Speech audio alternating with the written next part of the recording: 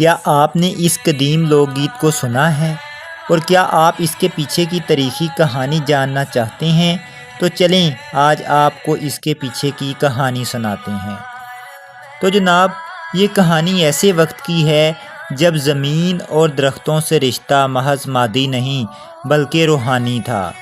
یہ سن 1773 کے سال کا ذکر ہے۔ جودھ پور کے راجا ابے سنگھ نے ایک نیا محل تعمیر کرنے کا ارادہ کیا۔ راجا کی خواہش تھی کہ محل مضبوط اور شاندار ہو اور اس کے لیے سب سے موزوں لکڑی جنڈ یعنی سمی کی سمجھی گئی۔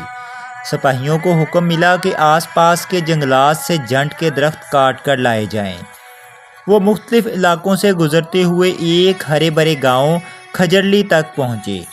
یہ گاؤں اپنی سرسبزی کی وجہ سے مشہور تھا، لیکن اصل وجہ یہ تھی کہ یہاں کے لوگ بشنوئی کہلاتے تھے، ایک ایسا قبیلہ جو فطرت کو اپنی عبادت سمجھتا تھا۔ ان کے لیے سرسبز درخت اور بے زبان جانور اللہ تعالیٰ کی امانت تھے۔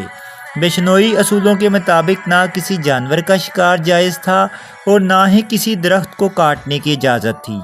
یہی وجہ تھی کہ کھجرلی باقی خطے سے زیادہ سرسبز اور خوبصورت تھا۔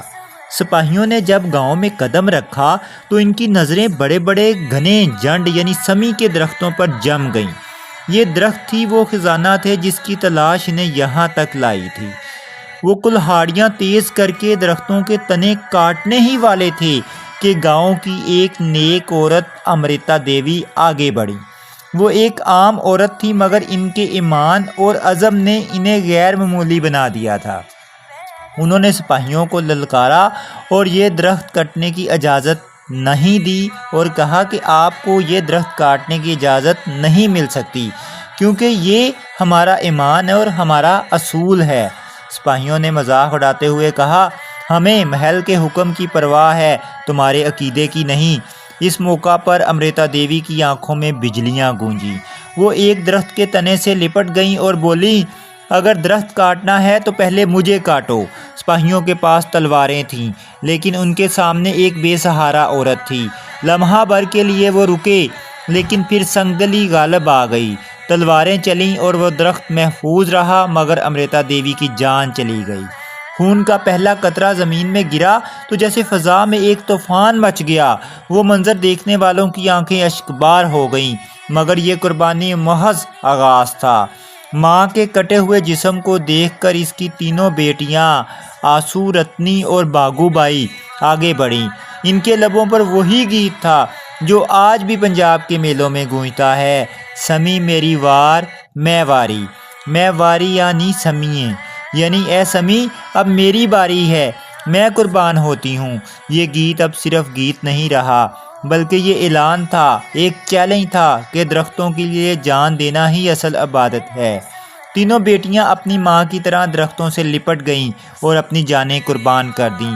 ان کے خون سے بھیگی زمین کی خبر گاؤں سے نکل کر پورے علاقے میں پھیل گئی۔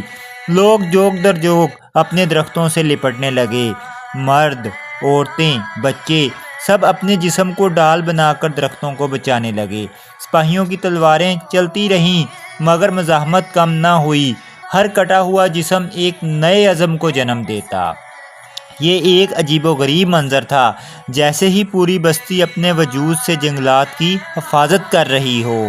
جب تک یہ خبر راجا ابے سنگھ تک پہنچی، اس نے مداخلت کر کے یہ خون رکوایا۔ تب تک 363 بشنوئی اپنی جانیں قربان کر چکے تھے۔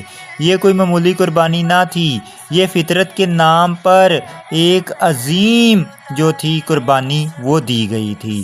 وہ درخت جن پر آج بھی ہوا سرسراتی ہے گویا لہو کا ذکر کرتی ہے۔ اس قربانی کی یادگار کے طور پر سمی میری وار گایا جانے لگا۔ یہ گیت صرف ایک لوک گیت نہیں بلکہ ایک عہد ہے کہ درخت محض لکڑی نہیں، یہ زندگی کا سانس ہے۔ آج بھی جب گیت پنجاب یا راجستھان میں گونجتا ہے تو دلوں میں ایک تاثر جاگتا ہے کہ محبت صرف انسانوں سے نہیں، فطرت اور سب درختوں سے بھی کی جاتی ہے۔